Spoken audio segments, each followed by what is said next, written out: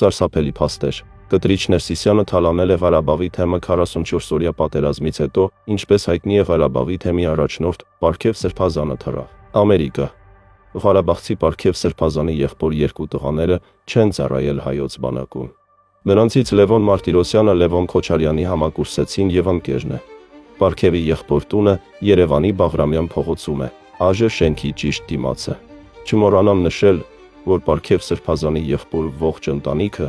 Մեքսիկայով անցել է Միացյալ Նահանգներ։ 2008 թվականից Պարքևը իր նստավայրը առաջնորդարանը Շուշից տեղափոխել էր Ստեփակերտ ու հենց այստեղ սկսվում է իրական թալանը։ Երբ Պարքևը թեմը պիտի հանձներ հաջորդ առաջնորդին, թեմի գանձանակում թողեց 0 դրամ, պատճառաբանելով, որ թեմի նյութական ողջ կարողությունը գտնվում էր Շուշիում։ Բնականաբար, եթե Պարքևն ու իր հաշվապահը նստում էին Ղարաբաղի մայրաքաղաքում, պարզ է, որ գումարները ևս գտնվում էին այնտեղ։ Այն դեպքում, որ 2020 թվականի հոկտեմբերի 8-ից հետո Շուշիի ճակատագիրը անորոշ էր։ Բացի այդ, Ղարաբաղի կառավարությունը գրեթե 30 տարի Արցախի թեմին տրամադրել է տարեկան կլորի գումար, Ղարաբաղի եկեղեցիների խնամքի եւ եկեղեցականների ծախսերի։ Հիմա սարսափելի բացահայտում։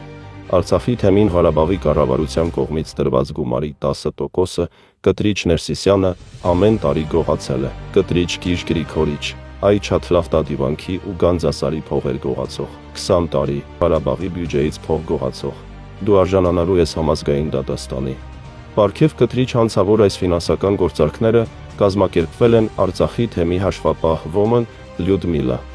ձեռքով։ Տիկին Լյուդմիլան հրեշավոր ֆինանսական մախինացիաների շնորհիվ նույն տրամաբանությամբ 2020-ից հետո աշխատանքի անցավ Մայրաթորի հաշվապահությունում, իհարկե, Կտրիչ Կիրճ Գրիգորի տղու համաձայնությամբ։ Լյուդմիլան Ղարաբաղցի է, ունի 1 աղջիկ եւ 2 տղա։ Տղաներից ոչ ոք հայոց բանակում չի ծառայել։ 2004 թվական սկզբին բնակարան են գնել Երևանում։